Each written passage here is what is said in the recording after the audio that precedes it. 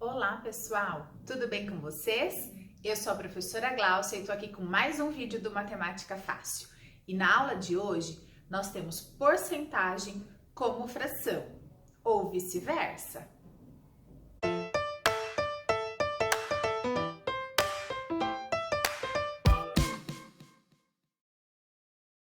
Antes da gente começar, eu quero pedir para você já deixar o seu like para esse vídeo, se inscrever no canal se ainda não é inscrito e ativar os sininhos para receber as notificações, pois temos vídeos semanalmente no canal para tornar a sua matemática mais fácil.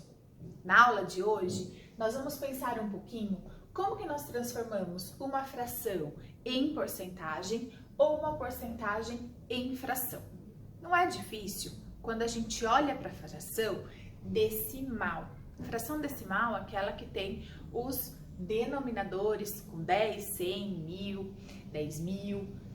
Porém, neste exemplo, o denominador 100, então 20 centésimos. Quando o denominador é 100, nós lemos 20 por cento. Olha lá, já mostra pra gente que essa fração representa 20%.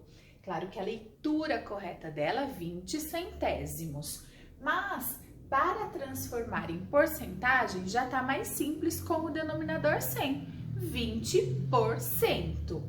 Essa barra a gente fala por, porque quando a gente pensa também em transformação para número decimal, para fração, a gente sabe que isso é uma divisão, né? Então, por. Então, a gente usa essa barra da fração com essa palavra para algumas coisas quando a gente vai transformar essa fração. E neste caso é uma delas, 20% aqui.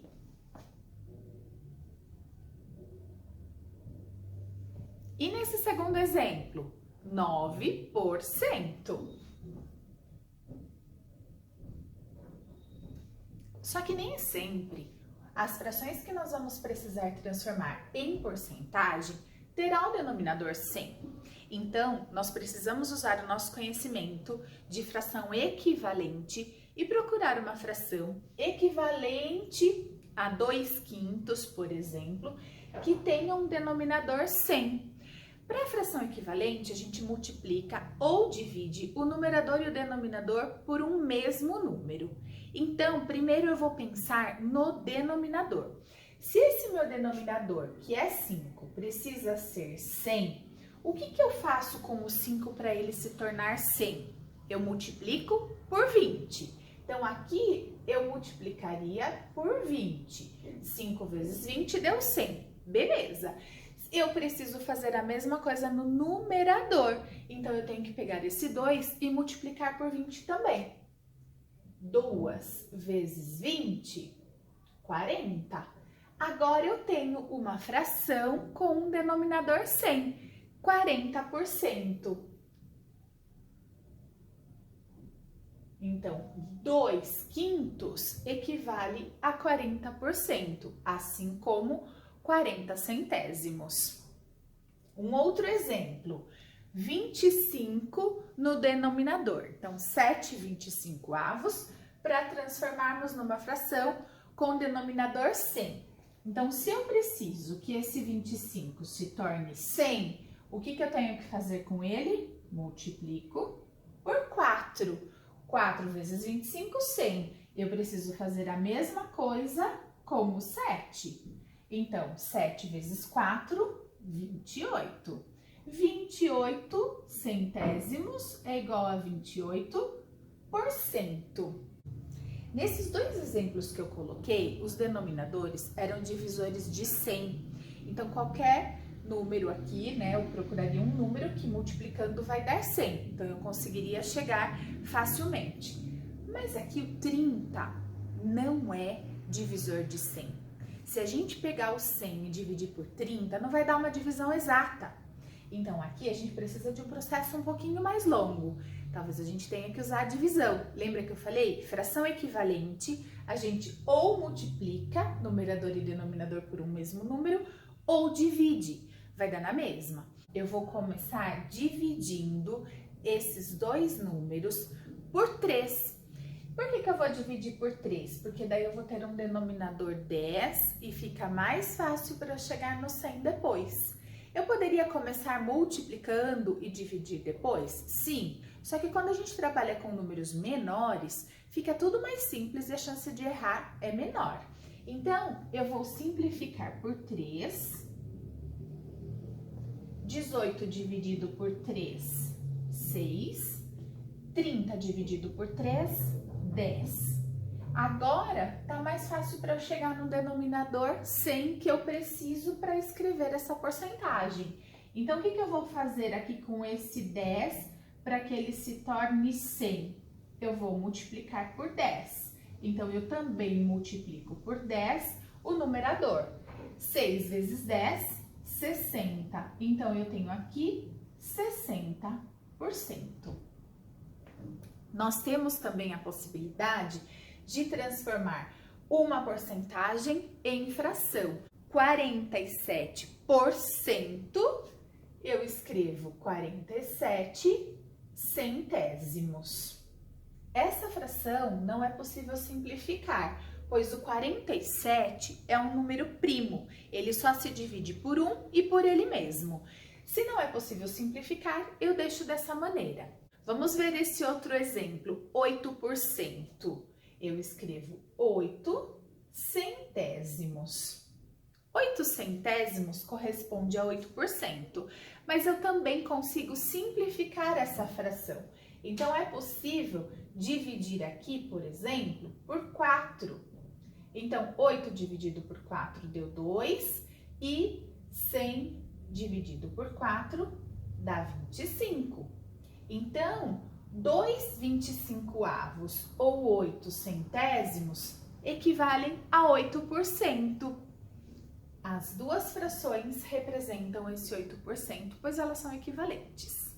Vamos ver agora um exemplo numa situação problema.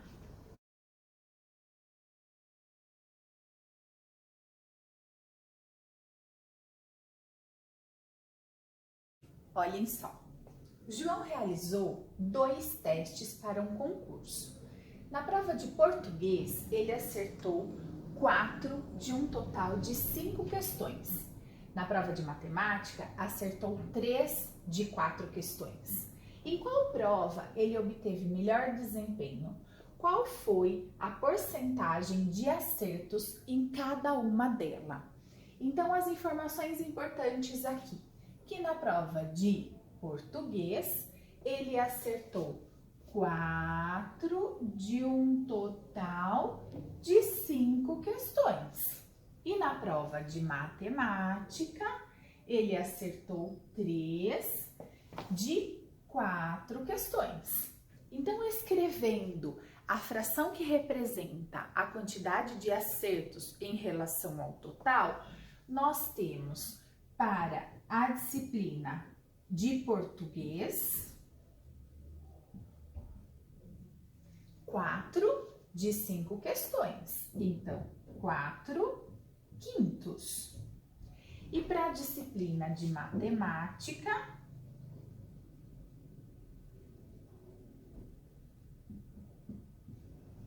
3 de 4 questões. Então, 3/4. 3 de 4. Escrita as frações, a gente poderia apenas comparar as frações para dizer em qual prova ele obteve o melhor desempenho. Porém, nós temos uma pergunta aqui importante: qual foi a porcentagem de acertos em cada uma? Então, eu preciso transformar esses valores numa porcentagem. Aqui eu tenho 5 e eu preciso de um denominador 100. Eu pego 5 e multiplico por 20 para se tornar 100. Então, eu também preciso multiplicar o 4 por 20, que dá 80. 80 centésimos é igual a 80%. Então, ele acertou 80% do teste de português. E matemática? Eu preciso de um denominador 100. Para o 4 se tornar 100, eu precisei multiplicar por 25.